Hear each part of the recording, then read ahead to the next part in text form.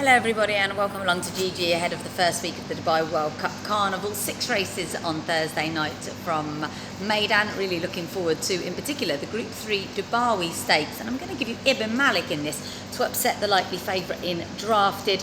I thought he was impressive last time when he won the Garhoud Sprint. He is a quirky horse. They've done a few things differently with him in the mornings this year, and I'm going to take him to beat Drafted, although that fellow was a bit unlucky perhaps when second in this race last year. One thing putting me off Drafted is the fact that this wasn't his intended seasonal target.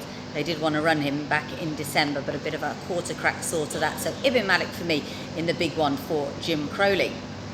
Sticking with the dirt, the first race is the UAE 1000 Guineas trial, and although Final Song shades them on ratings here, in fact I think she's got £13 in hand over her rivals. I'm going to go for Rio Angie to win this for Doug Watson and Pat Dobbs, who have been so effusive in their comments about this filly. She's done everything right. She was very impressive when winning a fillies maiden back at the start of the season, and I quite like her here.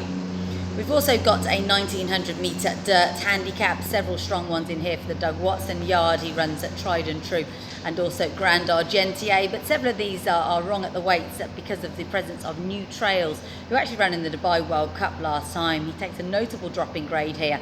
His trainer hasn't had the best of seasons, Ahmed bin Harmash, but hopefully this horse can signal a return to fortunes for this very capable handler. I do think he's a good horse. He could just be a class apart there, so I quite like New Trails in that race. The last race looks pretty tricky. It's another newly upgraded event. It's now a listed race, listed handicap over 1.5 miles on the turf. Could well be that Godolphin are the ones to concentrate on once again. Gift of Gold looks quite well treated here for Saeed bin Saror.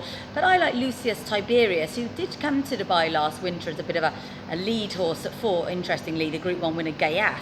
But this year, he's obviously well enough to run. He acquitted himself well without actually winning over the summer. So I quite like him here. But it's a card that's absolutely fascinating from start to finish. There will be value around, particularly in the 5 furlong sprint. Several European challengers in here. A Moment of Madness goes for Charlie Hills. But I quite like Caspian Prince, who's actually running at the Carnival for the 4th time, but the first since 2017. Fresh and over 5 furlongs. Could just be the time to catch him in what looks a wide open race, in which a Mutarafa could also offer a little bit of value. The stable has a lot of confidence in this fellow, who's a new one for Masaba Al-Mahari. Could be a big night for him if Ibn Malik goes in as well. Good luck, and make sure you're watching in the UK. It'll be a brilliant 10 weeks of racing here from Meydan.